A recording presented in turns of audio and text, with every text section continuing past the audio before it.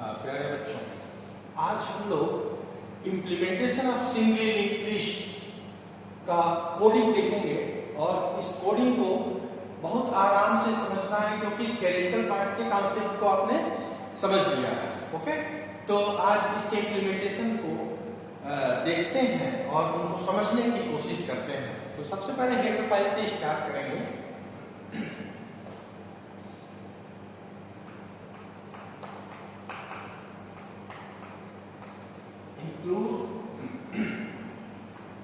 stdio.h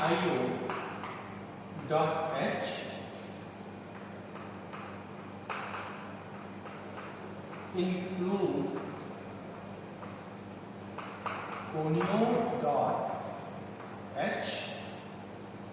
और एक और हेडर फाइल्स की बात की जाएगी जहां पे हमारे डायनेमिक मेमोरी के लोकेशंस के जो फंक्शन है इसी हेडर फाइल्स में इनका डिक्लेरेशन हुआ है stdlib.h में।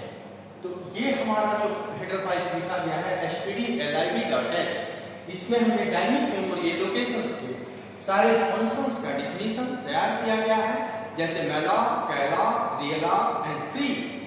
अब इसके बाद हम लोग लिंक लिस्ट में हम नोड पर एलिमेंट इंसर्ट करते हैं, स्टोर करते हैं और ये नोड हमारा नॉन प्रिमिटिव डेटा टाइप है। तो सबसे पहले हम नॉन प्रिमिटिव नोड टाइप का डेटा टाइप बनाएंगे, उसके बाद हम उस नोड में एलिमेंट का इंसर्शन परफॉर्म करेंगे। तो वो नोड डेटा टाइप कैसा होगा उसको मैं जरा डिफाइन करता हूं। तो स्ट्रक्ट नोड, अब हमारा नोड कैसा होगा, स्ट्रक्ट टाइप का, मतलब किसी भी एक पर्टिकुलर स्टूडेंट के या एम्प्लॉय के इंफॉर्मेशन को ये कंटेन कर सकता है, मतलब इंटीजर भी ले लेंगे, फ्लोट भी ले सकते हैं, कैरेक्टर भी ले सकते हैं। तो नोड है हमारा स्ट्रक्ट टाइप का, ये हम एक नॉन प्रिमिटिव डेटा टाइप बना रहे हैं। इसके अंदर क्या क्या होंगे, हम अभी एक इन्फो रख रहे हैं इंटीजर टाइप का, मतलब अब हमारे नोड में मैं अभी सिर्फ एक इन्फो रख रहा हूं इंटीजर टाइप का। अब जब ये नोड बनेगा तो एक एड्रेस रिटर्न करेगा। वो कैसा होगा, अगर हम स्ट्रक्ट टाइप नोड टाइप का वेरिएबल बना रहे हैं तो वो स्ट्रक्ट नोड टाइप का पॉइंटर वेरिएबल पॉइंटर रिटर्न करेगा। तो स्ट्रक्ट नोड पॉइंटर लिंक, ठीक है। अब हमारे नोड में दो बातें होंगी, यानी एक नोड दो पार्ट में ब्रेक होगा। एक होगा इन्फो पार्ट, वो इन्फो इंटीजर टाइप का होगा, और दूसरा लिंक पार्ट होगा जो नेक्स्ट नोड के एड्रेस को होल्ड करेगा। वो कैसा होगा, स्ट्रक्ट नोड टाइप का होगा, ठीक है। तो ये हमारा क्या हो गया, एक हमने नोड टाइप का डेटा टाइप बनाया, इससे नोड नहीं बना है, सिर्फ एक नोड टाइप का डेटा टाइप बनाया, ठीक है। अब हम जानते हैं स्टार्ट नोड एक होता है, स्टार्ट पॉइंटर होता है जो पहले नोड के एड्रेस को कंटेन करता है, तो उसको ग्लोबली इनिशियलाइज कर देते हैं। तो वो कैसा होगा, स्ट्रक्ट नोड पॉइंटर स्टार्ट, ठीक। अभी इसको हम इनिशियली नल रखते हैं। अब हुआ क्या, एक स्टार्ट नाम का हमने पॉइंटर बनाया है। वो स्टार्ट पॉइंटर किस तरीके का होगा, स्ट्रक्ट नोड टाइप का होगा, क्योंकि जिस नेचर का पॉइंटर होता है उसी नेचर के टाइप डेटा टाइप या वेरिएबल को पॉइंट करता है। तो हमने स्टार्ट नाम का एक पॉइंटर वेरिएबल बनाया जो स्ट्रक्ट नोड टाइप का होगा और उसको इनिशियली हमने नल रखा है। यानी इस लाइन को लिख देने से क्या हमें मिल गया, एक स्टार्ट नाम का पॉइंटर मिल गया, ठीक है। स्टार्ट अभी इसमें मैंने क्या रखा है, नल रखा है।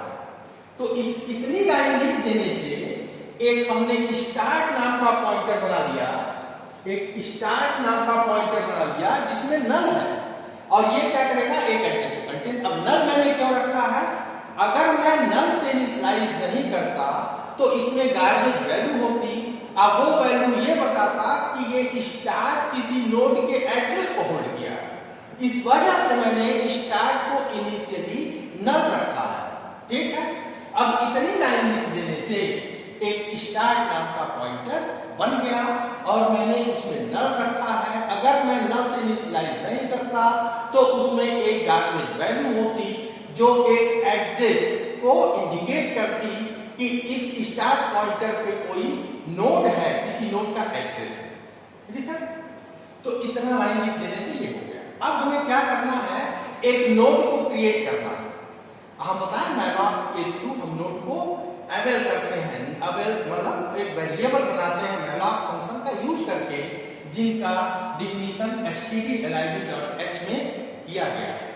अब एक फंक्शन लिखते हैं स्ट्रक्ट नोड नाम का, ठीक है, क्रिएट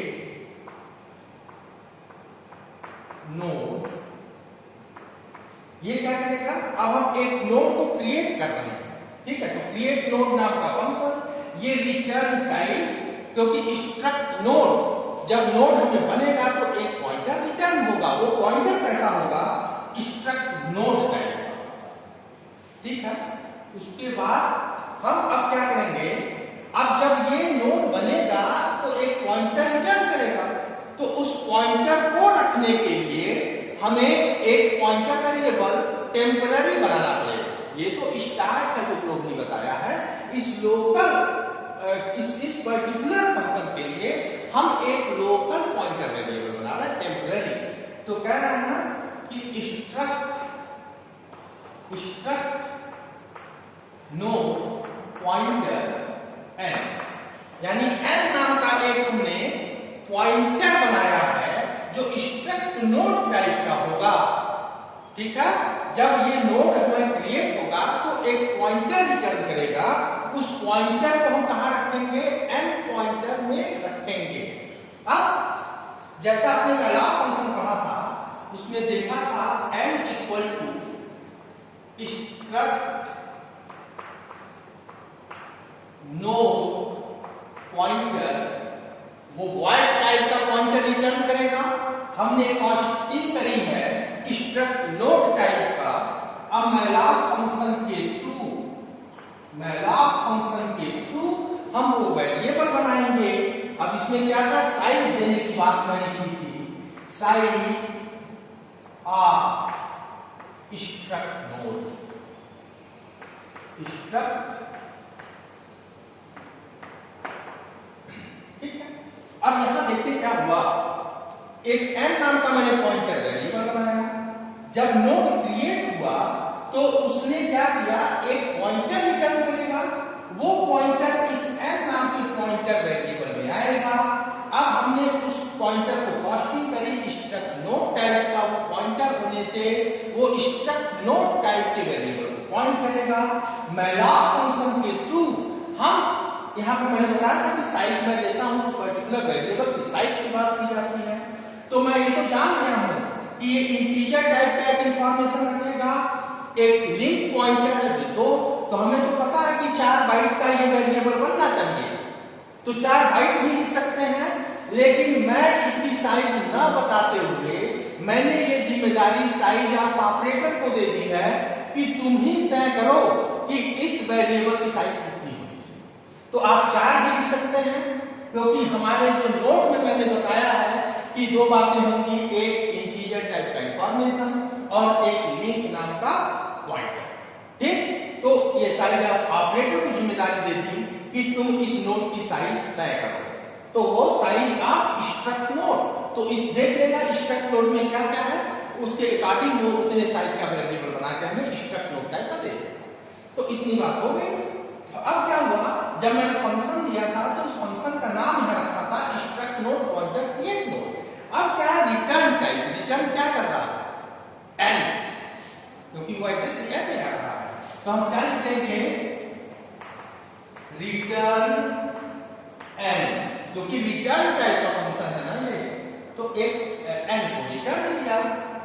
तो अब क्या हुआ, इतना लिख देने से क्या हुआ, इस फंक्शन के लिख देने से क्या हुआ कि हमें एक n नाम का पॉइंटर, इसमें ये हमें मिला। अब क्या है, एक स्ट्रक्ट नोड मिला, वो नोड में क्या क्या होगा, एक इन्फो होगा, इन्फो, और दूसरा क्या होगा, लिंक होगा।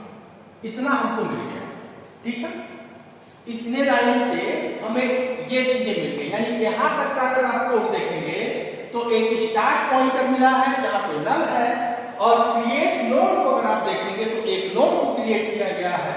वो नोड ने एक पॉइंटर रिटर्न किया जो n नाम के पॉइंटर वेरिएबल में रखा गया है, और एक नोड तैयार किया है। उस नोड में एक इन्फो पार्ट है जो इंटीजर टाइप की वैल्यू होल्ड करेगा, और एक लिंक पार्ट। यही तो नोड में हमने बताया है, इतनी बात है। अब इतना कर, अब कहते हैं कि अब इंसर्शन की बात हम लोग करेंगे, ठीक। अब हम इंसर्शन की बात करेंगे। तो ये कोड देख लीजिए आप, यहां के बाद हम यहां चलते हैं। इतना आपने देख लिया, नोड हमारा तैयार है, कितना डिटेलिंग मैंने दे दिया है डायग्राम के थ्रू, कितना मैंने काम कर लिया।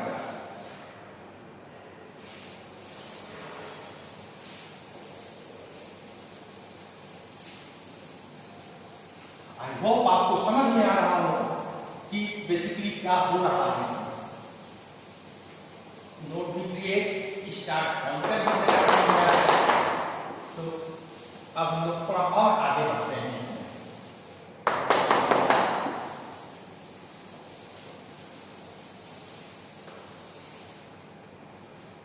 ठीक है,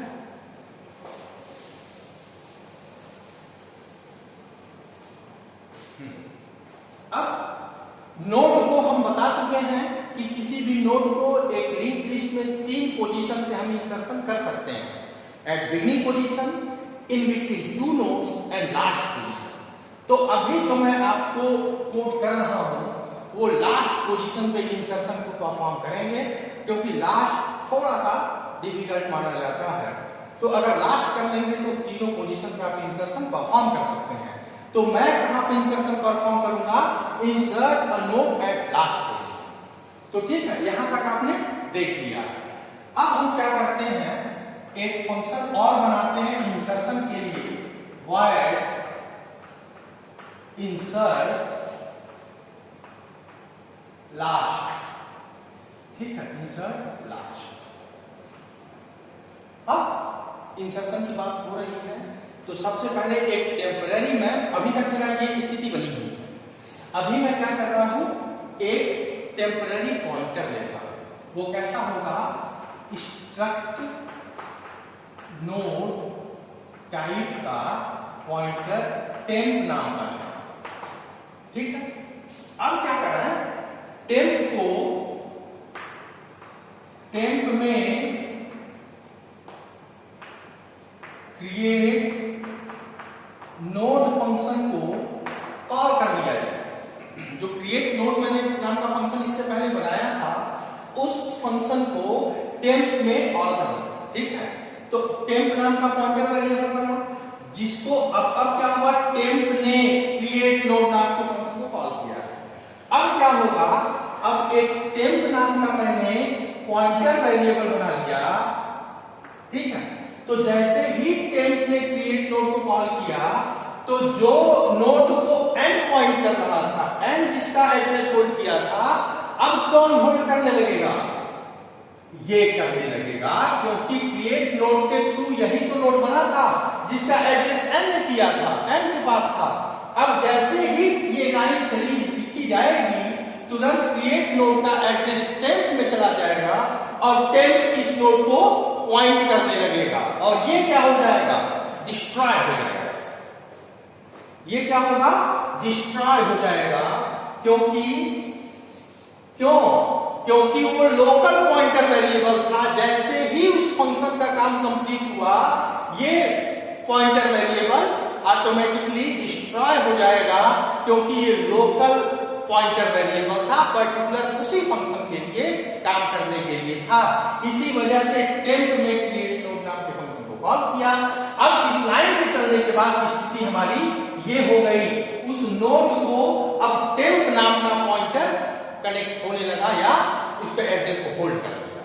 अब कह ये तो ठीक है, अब हम क्या कर सकते हैं, कह रहे हैं कि इस नोड में वैल्यू रखी जाए, इस नोड में वैल्यू रखनी जाए, क्योंकि ये तो इंसर्शन की बात कर रहा है।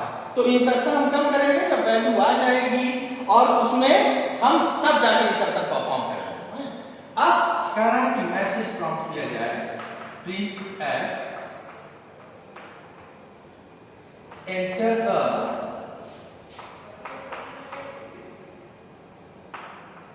Element, enter the element. अब यूजर क्या करेगा, स्कैन एफ के थ्रू क्या करेगा, इनपुट करेगा वैल्यू। अब वो वैल्यू जाएगी कहां, अब इसी पार्ट में जाना है, क्योंकि एक नोड दो पार्ट में ब्रेक, यहां पर इन्फो है, यहां पर लिंक है। तो हम क्या करेंगे, इस पार्ट में उस वैल्यू को डालेंगे। तो लिखेंगे क्या, ये बहुत जरूरी है समझना। तो जिसको टेम्प पॉइंट कर रहा है, जिसको टेम्प पॉइंट कर रहा है, उसके इन्फो पार्ट में वैल्यू जाएगी, इन्फो पार्ट में वैल्यू चली जाएगी। ये लाइन बहुत ध्यान से देखिए, टेम्प जिस नोड को पॉइंट कर रहा है उस नोड में दो पार्ट हैं, एक इन्फो पार्ट, एक लिंक पार्ट। तो हमें वैल्यू कहां रखेंगे, इन्फो पार्ट में रखेंगे। अब टेम्प जिसको होल्ड किया है, जिस वेरिएबल को, जो स्ट्रक्ट नोड को, उसके इन्फो पार्ट में हम एक वैल्यू रख देते हैं 50। ठीक, अब कह रहा है कि ठीक है, इसका एड्रेस 400 अगर है तो यहां पे क्या होगा, 400। ठीक, क्योंकि इसी वेरिएबल का तो एड्रेस टेम्प के पास है। अब कह रहे ठीक है, लेकिन यहां पर क्या होना चाहिए, क्योंकि एक ही नोड है, इसका एड्रेस टेम्प के पास है, तो कह रहा है यहां तो कोई गार्बेज वैल्यू होगी, तो बताएगा कि आगे कोई नोड है, तो इसको भी इनिशियलाइज करो, इसमें भी एक वैल्यू रखो, क्या, नल। तो कह रहा ओके, यानी टेम्प जिसको पॉइंट कर रहा है, टेम्प जिसको पॉइंट कर रहा है, ठीक है, टेम्प के लिंक में क्या रख दो, नल रख दो। अब टेम्प के लिंक में, टेम्प जिसको पॉइंट कर रहा है उस नोड के लिंक में क्या रख दिया जाए, नल रख दिया जाए। अब ये पता चलेगा, इतना लिख देने से पता चलेगा कि सिर्फ एक नोड है, उस नोड में एक एलिमेंट 50 रखा गया है और उसके दूसरे पार्ट में नल रखा गया है। तो ये पता चलेगा आगे कोई नोड नहीं है और इस नोड को एक टेम्प नाम का वेरिएबल होल्ड किया है उसके एड्रेस को। इतना बात करते हैं। अब कह रहा इंसर्शन को परफॉर्म करते हैं। अब कह रहा इंसर्शन को परफॉर्म करते हैं, वैल्यू आ गई, यहां नल आ गया, इसको टेम्प पकड़ा हुआ। कह रहा अब स्थिति ये चेक करते हैं, पहले स्टार्ट की पोजीशन चेक करते हैं। स्टार्ट की पोजीशन क्या है, तो कह रहा if start equals to null, अगर स्टार्ट की पोजीशन नल है, अगर स्टार्ट की पोजीशन नल है तो हम क्या कर रहे हैं, इसको, इस वाले एड्रेस को स्टार्ट को दे दें। तो नल है, कंडीशन ट्रू हो गई, क्योंकि स्टार्ट क्या है, नल है, तो ये कंडीशन ट्रू। तो कह रहा अगर ये कंडीशन ट्रू होती है तो स्टार्ट में क्या कर दो, स्टार्ट में टेम्प की वैल्यू डालो। अब जैसे स्टार्ट टेम्प की वैल्यू स्टार्ट में पड़ी, अब टेम्प में जो वैल्यू है वो स्टार्ट को मैंने दे दिया, तो क्या होगा, ये 400 आएगा और जैसे ही 400 इसमें पड़ेगा ये इसको क्या करेगा, पॉइंट करने लगेगा। ठीक है, अब इसको ये पॉइंट करने लगेगा, यानी अब इस वेरिएबल को ये पॉइंट करने लगेगा। ठीक है, और इसको हम क्या करेंगे, ये तो जब ये फंक्शन कंप्लीट होगा तो टेम्प नाम का टेम्परेरी वेरिएबल डिस्ट्रॉय हो जाएगा। तो कह रहे ये स्थिति बनेगी, अगर स्टार्ट की वैल्यू नल होगी तो टेम्प की वैल्यू को हम स्टार्ट में डाल देंगे और ये हमारा स्टार्ट इस वेरिएबल को या स्ट्रक्ट नोड को पॉइंट करने लगेगा, तो ये स्थिति है। ठीक है, कह रहा है अब हमें तो स्टार्ट में लास्ट नोड में इसको इंसर्शन परफॉर्म करना है। कह रहा ठीक है, ये बात ठीक, ओके। अब मान लीजिए ये कंडीशन फॉल्स है, अगर स्टार्ट नल नहीं है, तब स्टार्ट अगर नल है तब तो ये चला, अगर स्टार्ट नल नहीं है तब एल्स ये फॉल्स हो गया। स्टार्ट नल है तो ट्रू, ठीक है, तब तो हम 10 की वैल्यू को स्टार्ट में डाल देंगे। अगर स्टार्ट नल नहीं है तब क्या है, तब हमारी स्थिति क्या बनेगी, यहां पे देखिए जरा। अभी तक हम क्या देख रहे थे, एक टेम्प नाम का पॉइंटर वेरिएबल था, इसके एक नोड ने नोड को होल्ड किया था जहां पे 50 है और यहां पे नल है। इसका एड्रेस 400 हम एज्यूम करते हैं, तो यहां भी 400 होगा। अब कह रहे हैं ये तो नोड था, ये कंडीशन फॉल्स है, यानी स्टार्ट के पास कोई एड्रेस और नोड है उसके पास, तभी तो ये कंडीशन फॉल्स हुई है। कह रहा वो स्थिति क्या बन सकती है, कह रहे स्थिति ये बनेगी कि ये हमारा स्टार्ट है, ये हमारा स्टार्ट है, स्टार्ट, ठीक है, यहां पर एक नोड है, यहां पर एक नोड है और यहां पर एक नोड है, ठीक है, ये।